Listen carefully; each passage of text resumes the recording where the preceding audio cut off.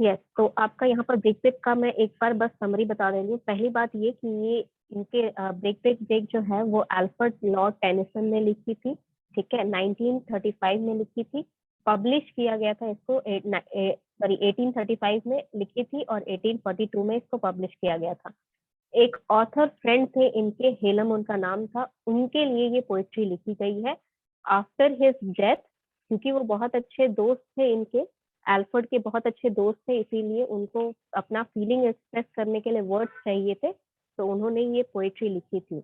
The background scenery is कि वहां पर जो एल्फर्ड है वो एक बीच के किनारे बैठे हुए हैं, ठीक है, और उन्हें वहां पर एक बच्चा जो है, ठीक है, फिशरमैन का बच्चा दिखता है जो अपने सिस्टर के साथ खेल रहा होता है, और एक लड़का दिखता है, यंग लड़का दिखता है जो अपनी बोट पर खड़े होकर काम कर रहा है और गाना गा रहा है। So this scene he sees and he combines it into a poetry where whatever he is seeing that at that point उसको जो भी वहां पर दिख रहा है एल्फर्ड को, उस चीज को वो डाल देता है अपने पोइट्री में। ओके, तो यहाँ पर पहले सेंटेंस में पहला जो स्टांजा है उसमें यही चीज बताई गई है कि वो एल्फर्ड जो है वो देख रहे हैं और ये लिख रहे हैं अपने पोइट्री में कि जो वेव्स हैं, ठीक है, सी की जो वेव्स हैं वो कोल्ड ग्रे स्टोन, जो उनका वहां पर बीच जो है वो कोल्ड ग्रे स्टोन का बीच है, ठीक है, रेत नहीं है वहां पर, ग्रे स्टोन का बीच है, और वहां पर वो बार बार सी के जो वेव्स हैं वो आकर टकरा रहे हैं। एंड ही इज सेइंग कि काश इस तरह, मतलब टकरा के जब वो आ रहे हैं वे, तो वो उन्हें कंपेयर करते हैं कि काश इस तरह मेरे भी जो वर्ड्स हैं, जो फीलिंग्स मैं अभी फील कर रहा हूँ, जो हर्ट, जो पेन मैं फील कर रहा हूँ अपने फ्रेंड के जाने के बाद, वो पेन मैं एक्सप्रेस कर पाता, ठीक है। माई टंग कुड अटर, अटर मतलब बोलना होता है, माई टंग मतलब मैं अपनी जीभ से वो बोल पाता, मतलब मैं अपने मुंह से वो बोल पाता जो मेरे थॉट्स मेरे अंदर आ रहे हैं, ठीक है। आफ्टर दैट वो बोलते हैं कि अच्छा है, O well for the fisherman boy, fisherman का जो बच्चा है उसके लिए अच्छा है कि वो चिल्ला चिल्ला के अपनी सिस्टर के साथ खेल रहा है। सेलर बॉय जो है, जो बोट पे खड़ा जो लड़का है वो सेलर है, और वो सेलर के लिए अच्छा है कि वो गाना गाकर अपनी बोट पे किनारे में किनारे में बोट अपना हेलो। चला रहा है। 1 मिनट बच्चे, let me explain and then you can ask all the doubt जो भी है, ठीक है। तो यहाँ पर जो भी उसका सीन वो देख रहा है वो एक्सप्रेस कर रहा है, तो वो क्यों यहाँ पर हैप्पी है या फिर क्यों बोल रहा है कि फिशरमैन के बच्चे के लिए अच्छा है, सेलर के लिए अच्छा है, क्योंकि वो लोग अपनी फीलिंग्स को एक्सप्रेस कर पा रहे हैं, बोल पा रहे हैं। The boy is shouting with while playing with her his sister and the sailor is singing, seller जो है वो गाना गा के अपना खुशी जाहिर कर रहा है, ठीक है। लेकिन हमारा जो पोएट है एल्फर्ड जो है वो कुछ वर्ड्स नहीं फाइंड आउट कर पा रहे हैं अपने दोस्त की गुजर जाने के बाद, उनके जो दुख है वो फाइंड आउट नहीं कर पा रहे हैं कि वो वर्ड्स उन्हें मिले और वो उस वर्ड्स से अपनी फीलिंग्स एक्सप्रेस करें। प्लस ये दोनों ही, जो फिशरमैन का बॉय है और जो सेलर है, दोनों ही बहुत खुश हैं, जो खुशी एल्फर्ड के पास नहीं है, क्योंकि उनके पास उनका फ्रेंड नहीं है, तो एल्फर्ड के पास वो खुशी एक्सप्रेस करने के लिए कोई नहीं है जिसके साथ वो रहकर खुश हो पाए, ठीक है। The stately ship go on, stately का मतलब होता है बहुत बड़ा, तो बहुत बड़ी बड़ी जो शिप्स हैं उनको एल्फर्ड देखते हैं जाते हुए। कहाँ जा रहे हैं वो लोग? हेवन, हेवन का मीनिंग होता है सेफ स्पेस या सेफ प्लेस, ठीक है, ऐसी जगह जहां आप सेफ फील करते हैं, घर हो सकता है या ऐसी जगह जहां पर आप जाते हैं कहीं पर जहां पर आप सेफ फील करते हैं। तो शिप्स के लिए सेफ एरिया क्या है? उनका हार्बर, हार्बर मतलब जहां पर किनारे पर उनको रखा जाता है, ठीक है, जहां पर एंकर डाला जाता है। तो यहाँ पर सेफ, जो बड़ी बड़ी शिप्स हैं उनको एल्फर्ड जाते हुए देखते हैं कि हिल्स के अंडर से एक नेचुरल मेड ब्रिज की तरह वो हिल्स हैं, और उनके अंडर से जो है बड़ी बड़ी शिप्स जा रही हैं और वो अपने हार्बर के पास जा रही हैं, ठीक है। और लेकिन उन्हें ये चीज से क्या कंपेयर कर रहे हैं, क्या बताना चाह रहे हैं वो, कि उनका जो फ्रेंड है, ठीक है, जो ऑथर हेलम है, उनका टच वैनिश हो गया है उनकी लाइफ से, दैट मीन्स द हैप्पीनेस और the safe space for him, ठीक है। एल्फर्ड जो थे उनका, जैसे आप अपने फ्रेंड्स के साथ जाते हो कहीं पर भी, तो आप अपने फ्रेंड्स, आपके फ्रेंड्स एक रिप्रेजेंटेशन है उस चीज का, उस प्लेस का जहां आप खुश रहते हैं, हैप्पी रहते हैं, सेफ फील करते हैं। तो सिमिलर वे में यहाँ पर जो स्टेटली शिप्स हैं उनको बताया जा रहा है कि वो अपने शोर पे जा रही हैं, वो अपने हार्बर पे जा रही है, सेफ स्पेस पे जा रही है, लेकिन उनके पास, एल्फर्ड के पास कोई सेफ स्पेस नहीं रह गया है यहाँ पर, क्योंकि वो जो है उनका जो फ्रेंड है वो चला गया है, उसके हैंड्स वैनिश हो चुके हैं, जो टच वो फील करते थे अपने फ्रेंड के हैंड्स का वो वैनिश हो चुका है, वो गायब हो चुका है, और उनके फ्रेंड का जो साउंड है, यानी कि उसकी जो वॉइस है वो चुप हो चुकी है। स्टिल मतलब रुक जाना, वो चुप हो चुकी है, अब उन्हें और सुनाई कभी नहीं देगा। अगेन यहाँ पर जो एल्फर्ड है वो सी जो होता है, सी के वेव को फिर से वो टकराते हुए देखते हैं, किससे, बड़े बड़े पत्थरों से, ठीक है, जो जमे जो मतलब एक तरह से आप समझ सकते हैं वो जो कोरल टाइप का एक आइलैंड गुड देखा इवनिंग होगा। मैम। गुड इवनिंग बच्चे, please do not interrupt when I am explaining, बाद में कर लीजिएगा गुड इवनिंग। तो यहाँ पर क्रैग का मतलब होता है जो आपका कोरल लैंड होता है। कोरल लैंड का मतलब जो डेड एनिमल्स होते हैं, फिशेस होते हैं, डेड कुछ भी लिविंग थिंग अगर डेड हो जाता है समंदर में, तो वो एक जगह जब जम जाता है तो उसे किनारा बन जाता है एक, ठीक है, आइलैंड टाइप का बन जाता है, और उसे क्रैग कहते हैं। तो क्रैग के फुट पे, यानी कि क्रैग के किनारे, वहां पर जो सी की वेव्स हैं वो बार बार जाके टकरा रही हैं, जो कि फिर से यहाँ पर एल्फर्ड नोट करते हैं और ये बताते हैं कि टेंडर ग्रेस, टेंडर ग्रेस यानी कि उनके फ्रेंड का जो एक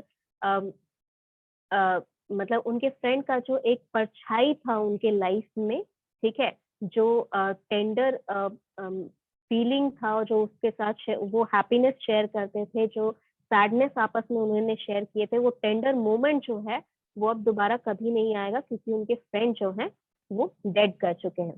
तो this is the whole summary of your poem. I hope everyone understood. यहाँ पे अगर किसी को भी अभी भी डाउट है तो दे कैन आस्क मी। किसी को भी कोई डाउट? Yes ma'am. क्या डाउट है बच्चे, पूछे।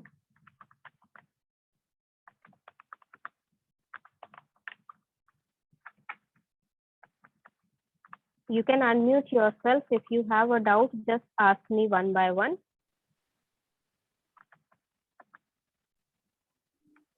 मैम एंड द ऑस्ट्रेली, ये वाला, कौन सा वाला?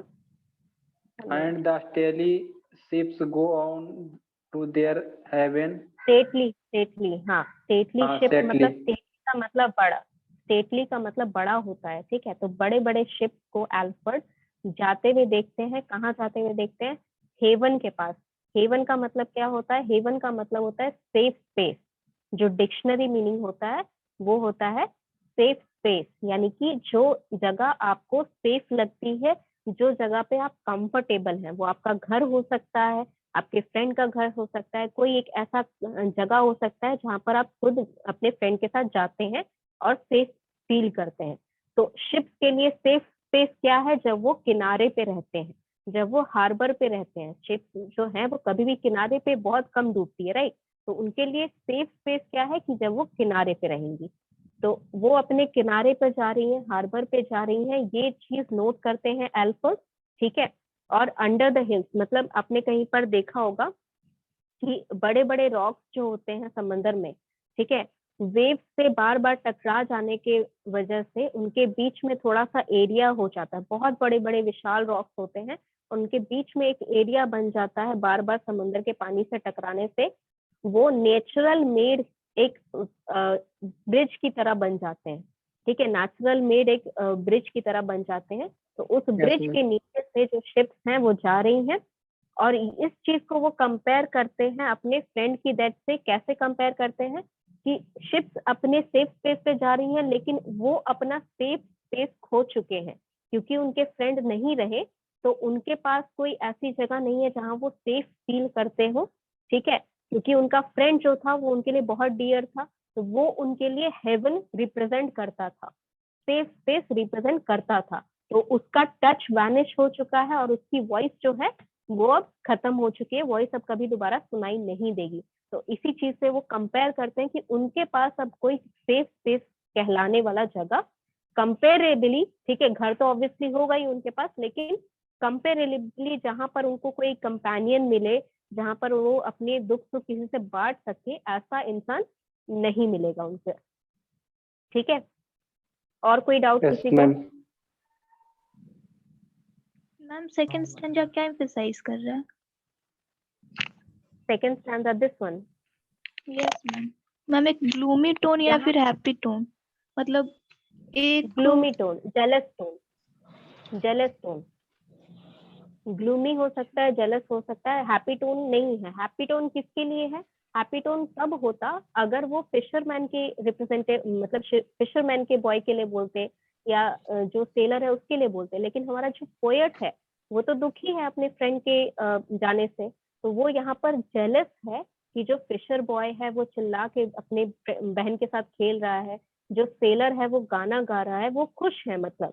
ठीक है, ये लोग जो है ये लोग खुश हैं, लेकिन हमारा जो पोएट है एल्फ्रेड जो है वो दुखी है, क्योंकि उनके फ्रेंड जा चुके हैं। और वो, क्योंकि यहाँ पर रिप्रेजेंटेशन दिया है बोलने का, देखो बच्चा जो है वो शाउट कर रहा है, जो सेलर है वो सिंग कर रहा है, इसका मतलब दो चीजों से वो जेलस है। पहला तो ये कि दोनों खुश हैं, दूसरा एल्फ्रेड इसलिए जेलस है क्योंकि उनके पास वर्ड सही नहीं मिल पा रहे हैं ये रिप्रेजेंट करने के लिए कि उनको कितनी दुख फील हुआ है अपने फ्रेंड के जाने से। ठीक है, ओके मैम। Anyone else? और कोई जिसको कोई भी पैराग्राफ में डाउट है? एंड डू वन थिंग, जितने भी नए स्टूडेंट है, I have told you to make contact with all the old student. आप लोग नोट्स जो है कलेक्ट कर लीजिए, जितने भी पोएट्री पढ़ाए हैं, एनालिसिस मैंने सबको लिखवाए हैं, और जो भी एनालिसिस लिखा है, ठीक है, साफ तरीके से लिखे। ठीक है, एक पेज में साफ हैंड राइटिंग में लिखे, ताकि अगर इसको देना हो तो बाकी बच्चों को समझ में आए। ठीक है, अच्छे से साफ हैंड राइटिंग में लिख के आप रखिए, क्योंकि मेरे पास हमेशा नोट्स नहीं रहते हैं। मैं यहाँ पढ़ती हूँ और स्टोरी, मतलब यहाँ पोएम देख देख के मैं एनालिसिस बताती हूँ, तो कई बार मैं भूल जाती हूँ कि मैंने एग्जैक्टली क्या लिखवाया था। ठीक है, दूसरा सिमिलर लाइन लिखवा दूंगी तो सबका अलग हो जाएगा। इससे बेटर है कि सब आप लोग आपस में शेयर कर लें जो भी एनालिसिस मैंने लिखवाया था। ठीक है, और अगर ऐसा कोई इशू होता है तो कोई एक बच्चा मुझे भेज दो एनालिसिस, मुझसे मांग लेना। जो भी बच्चे हैं, नए बच्चे हैं जो अगर कांटेक्ट में नहीं आ पा रहे हैं आप लोग, तो कोई एक स्टूडेंट जिसने अटेंड किया था, आई बिलीव श्वेता ने या विश्वास ने अटेंड किया था, विनीता ने भी अटेंड किया था, आप लोग ने एनालिसिस लिखा होगा, तो आप लोग में से कोई एक मुझे सेंड कर देना, ताकि जो भी नए स्टूडेंट है वो मुझसे मांग ले एनालिसिस, तो I will be able to send them. ठीक है, ओके मैम। यस मैम, ठीक है, ले Okay. लेंगे। ठीक है, चलो, तो ये हो गया काम क्लियर। अब यहाँ पर कुछ क्वेश्चंस हम लोग नोट डाउन कर ले जरा। क्वेश्चंस जो हैं आपके, late me share that screen with you. Question please यहाँ पर अच्छे से संभाल के रखना, अभी नहीं तो कम से कम एग्जाम टाइम ये क्वेश्चन जो है बहुत काम आएंगे आपके। तो ऐसा मत सोचना कि अभी क्वेश्चन नहीं है बाद में लिख लेंगे, तो बाद में लिखने के लिए क्वेश्चन भी चाहिए होंगे। ठीक है, ओके।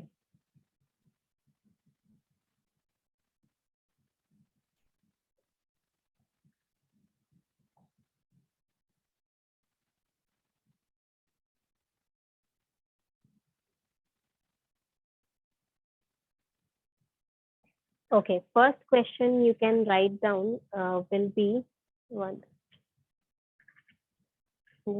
Question one होगा आपका in the first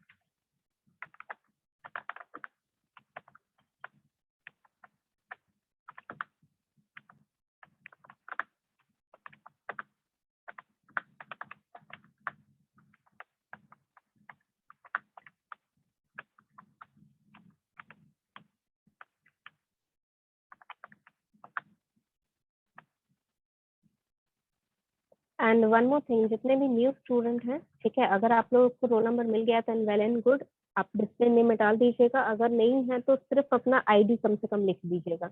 it is easier to find your name in attendance sheet with your ID, ठीक है, लेकिन सिर्फ नाम से फिर बहुत दिक्कत होती है।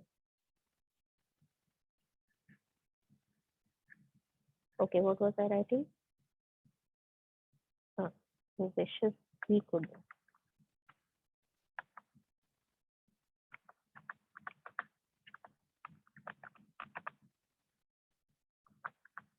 And what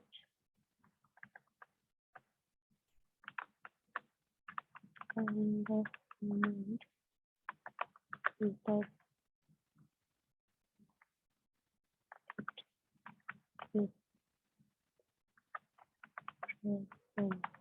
Okay, this is your first question.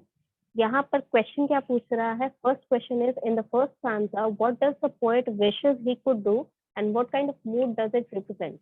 इसका मतलब ये है कि पहला स्टैंजा जो है उसमें जो पोएट है वो क्या विश करता है कि वो कर सकता है लेकिन वो नहीं कर रहा है, ठीक है, या नहीं कर पा रहा है, और ये जो चीज है, ये जो विश है उनका, ये किस टाइप ऑफ मूड को रिप्रेजेंट कर रहा है, ठीक है। जो विश वो बोल रहे हैं कि ऐसा मैं काश कर सकता, तो इस विश को जो हमारा पोएट है ये किस मूड में बोल रहा है।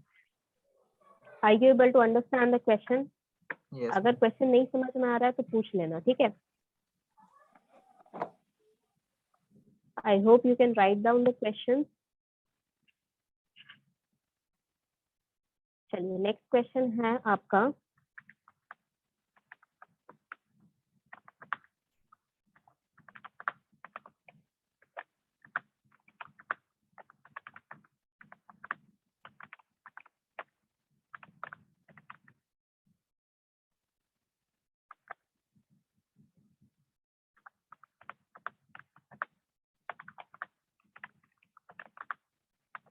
next question is this question. What did the poet says about the fisherman's boy and the sailor boy?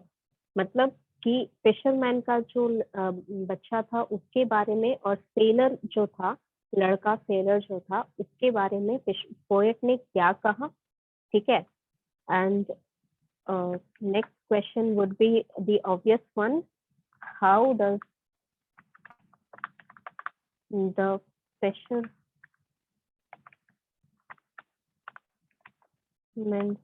boy and the sailor boy make the poet sing?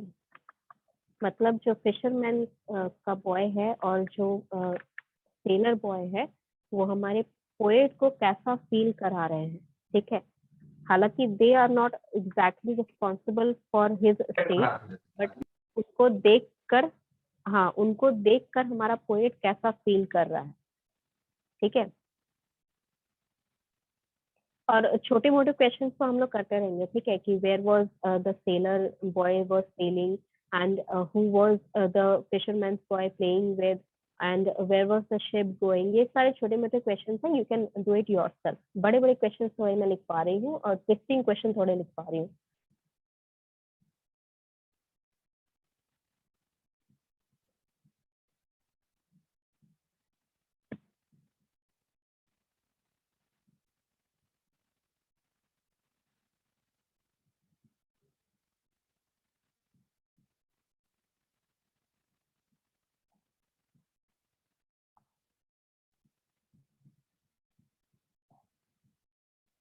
Yes, इसका एक टाइप का क्वेश्चन और लिखवा देते हैं, इसमें ज्यादा क्वेश्चन नहीं है।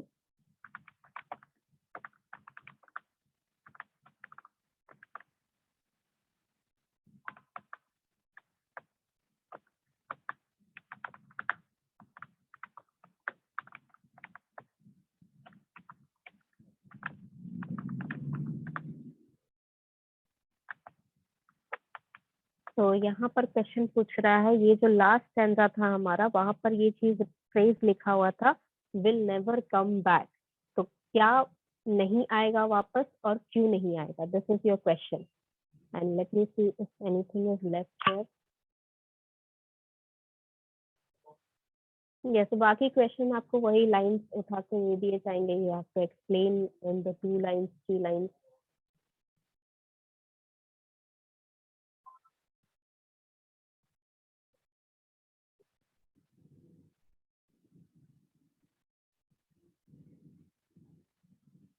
Yes, 2 और क्वेश्चन हैं जो, सॉरी, शॉर्ट टाइप क्वेश्चन है। हाँ, ये सारे शॉर्ट टाइप ही हैं, लेकिन शॉर्ट टाइप जैसा आपका एग्जाम में आता है, जैसे 4 नंबर 6 नंबर वाला, इस टाइप के क्वेश्चन है, बहुत ज्यादा शॉर्ट नहीं है, ठीक है। ये फर्स्ट सेमेस्टर बहुत के ज्यादा एग्जाम में आएगा मैम? फर्स्ट सेमेस्टर के, हाँ, उससे क्यों नहीं आएगा, एग्जाम में आ सकता है। सेमेस्टर हाँ। आपका थोड़ी होता है, आपका हाँ, ईयर नहीं, मतलब फर्स्ट ईयर के ईयर एग्जाम में होगा। आ जाएगा। हाँ बिल्कुल, फर्स्ट ईयर में आपका जो भी चीजें अभी पढ़ रहे हो आप लोग अभी तक, वो सब आएगा, ठीक है। और अभी और भी बाकी है, इसीलिए जल्दी जल्दी इसको फिनिश करते हैं। ऑब्जेक्टिव भी होगा। हाँ बच्चे, ऑब्जेक्टिव भी रहता है, short answer type, long answer type, सारे क्वेश्चन आते हैं। कितना मार्क्स का रहता है मैम? मार्किंग, बच्चे टोटल नंबर तो नहीं पता मुझे, I am trying to find the last year question. अगर लास्ट ईयर क्वेश्चन आपको मिल जाता है then you can go through that, ठीक है। Yes ma'am. लेकिन इतना है कि पैटर्न में आपका एमसीक्यू भी रहेगा, शॉर्ट आंसर टाइप भी रहेगा और लॉन्ग आंसर टाइप भी रहेगा। द थिंग इज कि एमसीक्यू के लिए you have to be very careful, ठीक है। Short answer type, long answer type तो बेसिकली मैं ही जितने क्वेश्चन आपको लिखवा देती हूँ उसमें से भी लिख लोगे तो बहुत सारे क्वेश्चन आप अटेम्प्ट कर सकते हो, बट स्टिल अपने से भी पढ़ लेना। You can find out more questions on if you want to research. अगर आप रिसर्च करना चाहते हैं तो आपको और सारे क्वेश्चंस मिल जाएंगे, पर्टिकुलर टॉपिक का नाम डाल के आप या चैप्टर का नाम डाल के आप क्वेश्चन सर्च कर सकते हैं, you will be able to find more questions on that. But try करिएगा कि आपका जो एमसीक्यू है ना, कभी कभार क्या होता है, देखो नेट पे ना जो क्वेश्चंस मिलते हैं उसमें ना 1 लाइनर या 2 लाइनर जो क्वेश्चंस होता है उनको भी ध्यान से पढ़िएगा, वो क्वेश्चंस आपके एमसीक्यू में आ सकते हैं, ठीक है। तो इफ यू फाइंड आउट और if you research for questions, take a look at that also. Okay ma'am. Ma'am 100 marks की हाँ, होती है ना इंग्लिश का? रिटर्न मेरे ख्याल से हाँ 100 मार्क्स की ही होती है।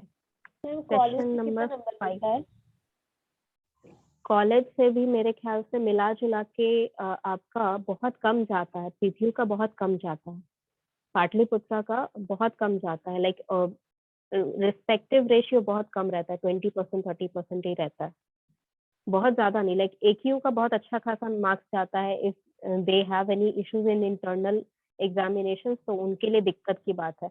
आपका जो होता है ना इंटरनल रेशियो बहुत कम है, तो अगर आपका इंटरनल रेशियो में आप बहुत केसेस ऐसा भी होता है कि even if you fail in internal, आप एक्सटर्नल पेपर में बहुत अच्छा एक्सट्रीम अच्छा करते हो तो उसका कुछ फर्क नहीं पड़ेगा आपका इंटरनल का, लेकिन ये है कि आपको फिर एक्सटर्नल के लिए ज्यादा मेहनत करनी पड़ेगी।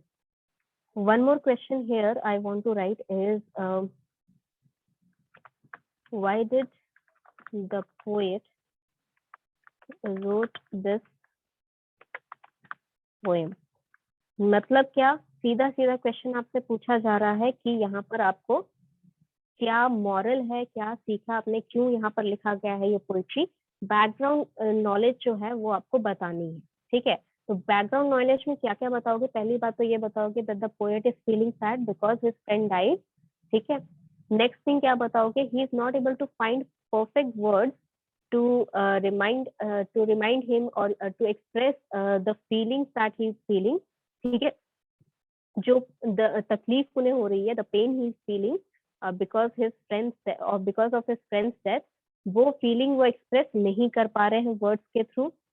और एक चीज यहाँ पर आप लिखना अगर चाहो तो लिख सकते हो कि यहाँ पर पोएट ने लाइफ और नेचर, ठीक है, द लाइफ एंड नेचर और the nature goes on, the life around us या फिर सराउंडिंग पीपल और surrounding environment goes on despite that one of the human being is less on the earth। इसका मतलब क्या कि आपकी लाइफ में भले कोई इंसान है जो जिसकी डेथ हो गई है, बट स्टिल बाकी जो लाइफ है, जो अपना नेचर है, वो अपना कोर्स किसी के लिए भी बदलता नहीं है। The life goes on even if one person is less on earth, ठीक है। तो ये चीज भी आप मेंशन कर सकते हो इस क्वेश्चन में, थोड़ा अच्छा लगता है ये सारी चीजें लिखने में। तो ये आपके क्वेश्चंस हैं, कुछ क्वेश्चंस है, बाकी छोटे मोटे क्वेश्चंस मैंने बता दिए, ठीक है। यहाँ पर if you take a look at this poem, let me share the poem. Yes, तो यहाँ पर पोएम में आप देख रहे हो कि छोटे मोटे क्वेश्चन बहुत सारे बन सकते हैं। पहला बन सकता है कि where did the sea waves break, ठीक है। तो ये चीज कोल्ड ग्रे स्टोन और फुट एट द क्रैग, दोनों ही फुट एट योर क्रैग, दोनों ही आप मेंशन करोगे। और क्या बन सकता है, who was playing with the fisherman's boy, ठीक है। Where was the sailor boy at, ठीक है। नेक्स्ट थिंग क्या, where was the ship going. Next thing क्या, whose hand whose touch was vanished and whose voice gone still. तो ये छोटे मोटे क्वेश्चंस आपके बनते रहते हैं, तो ये छोटे मोटे क्वेश्चंस ही आपके एमसीक्यू में आएंगे। तो you have to look carefully, at least आप एक बार रीड करेंगे सारी चीजें, पोएम को रीड कर लीजिए, एनालिसिस रीड कर लेंगे, तो एमसीक्यू आप अटेंड कर सकते हैं, शॉर्ट आंसर टाइप अटेंड कर सकते हैं। एनालिसिस के लिए या फिर कोई बड़ा क्वेश्चन है, जैसे मीनिंगफुल क्वेश्चन कोई पूछता है कि क्यों पोएट ने लिखा ये पोएम, या फिर क्या रीजन था कि उसने जो सेफली शिप्स थी उनको मेंशन किया। तो ये सारे जो मीनिंगफुल क्वेश्चंस होते हैं, इनके लिए आपको समझना पड़ता है कि क्या लिखे वहां पर। अदरवाइज शॉर्ट क्वेश्चंस हो चाहे आपके एमसीक्यू हो, उसके लिए आप एनालिसिस और पोएम या स्टोरी जो भी है पढ़ लेंगे, that is enough.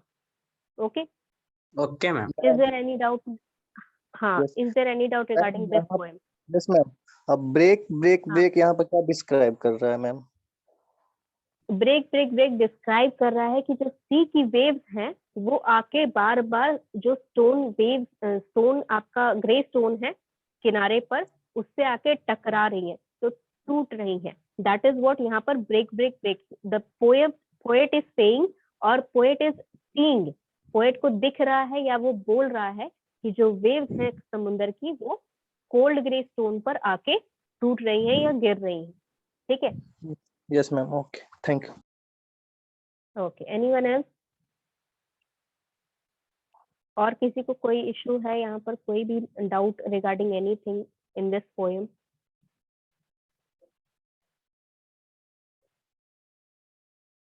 No ma'am. चलो ठीक है, इसमें अगर कोई डाउट नहीं रह गया है, the next poem will be your slumber did steel my slumber. क्या था यहाँ पर, इतना तो लंबा इसका नाम क्यों ही है। पढ़ाइएगा मैम? हाँ, पोएम आज ही होगा वो भी? नहीं, I am just telling you this is the next poem that we are going to study. A slumber did my spirit steal, ठीक है। ये पोएम जो है ये विलियम वर्ड्सवर्थ की है, ठीक है। We will start it tomorrow. आज के लिए इतना ही, अभी मुझे अटेंडेंस लगाने तो पहले, तब जाना। अच्छा, वन मोर थिंग, पहले क्लास में मैंने बताया भी था, जब सभी स्टार्टिंग में ज्वाइन किए थे, और ये भी एक बार फिर से बता दे रही कि कुछ स्टूडेंट ऐसे हैं, हर एक क्लास में, सिर्फ आप ही के क्लास में नहीं, हर एक क्लास में कुछ कुछ स्टूडेंट्स ऐसे हैं जो बिना ऑडियो ऑन किए या बिना कनेक्ट किए ऑडियो वो लोग क्लास करते हैं। तो ऑडियो नहीं कनेक्ट करने का मतलब है कि they are not even looking at my face और लिसनिंग टू माई वॉइस। तो जब मेरी आवाज भी नहीं सुनी जा रही है तो फिर क्लास करने का कोई फायदा नहीं है। So I am not going to give them attendance at any cost, even if they are attending the whole class. Audio disconnected है, दैट मीन्स आपका यहाँ पर कोई काम नहीं हो रहा है, आप यहाँ पर पढ़ नहीं रहे हैं, because you are not listening to anyone's voice. ना मेरी आवाज आप तक जा रही है, ना आपकी आवाज मुझ तक जा रही है। तो जितने भी स्टूडेंट ऐसे हैं उनको ये समझ लीजिए कि if I find anyone here without audio connection, तो इसका मतलब they are not taking the classes here, they are just present here.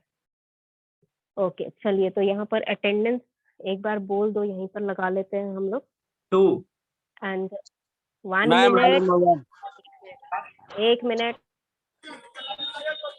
Yes, attendance मैं बोल दूंगी, रोल नंबर वाइज बोल रही हूँ, यस मैम बोल देना बस, ठीक है।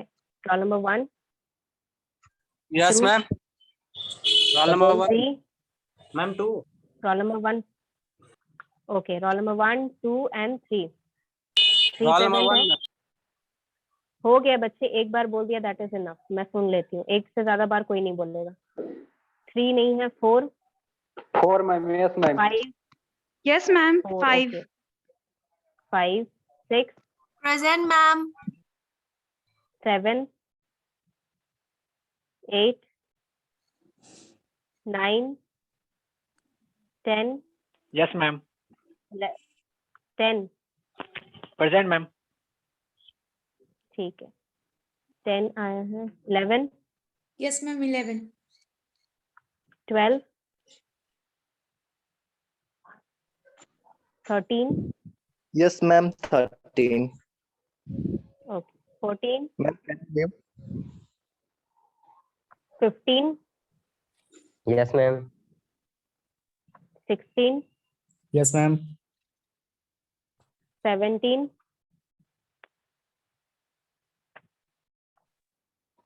17, रूपा नहीं आई है, okay, 18, Yes, ma'am. 19, Yes, ma'am. 20,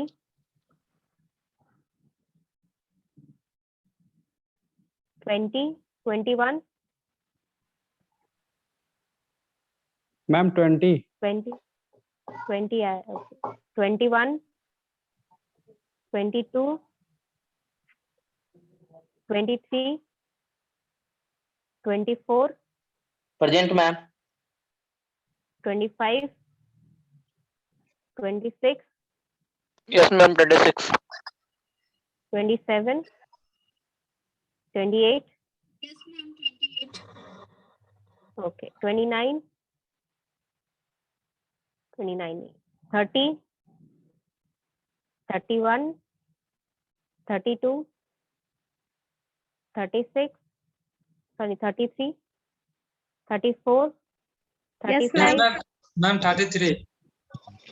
33, 33, okay, 34, 35, 36, 37, Present, ma'am. 37. Yes, ma'am. I'm 36 also. okay, 36 also, 37, ma'am. yes, 36, 37 हो गया, 38, 39, 40, 41, 42, 43, 44, Ma'am, 40 हो गया? Yes, ma'am. 44. yes, 44, 44, 45, 46, 47, 48, 49, Yes, ma'am. 49. 49, 50, 51, 52, 53, Yes, ma'am. 53, 54, Present, ma'am. 54. 55, 55, Yes, ma'am. 56, Yes, ma'am. 56. 57, Yes, ma'am. 57.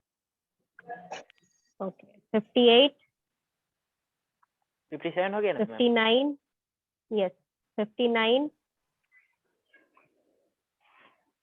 60, Yes, ma'am. 60.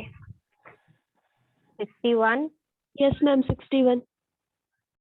62, 62 नहीं, 63, Yes, ma'am. 63. okay, 64, Yes, ma'am. 65, 66, Yes, ma'am. 67, Present, ma'am. 68, 69, 70, 71, 72, 73, 74, Yes, ma'am. 75, 76, 77, 78, 79, Present, ma'am. 79. 79, 80, 81, Yes, ma'am. 82, 83, 84, 85, 86, Yes, ma'am. 87,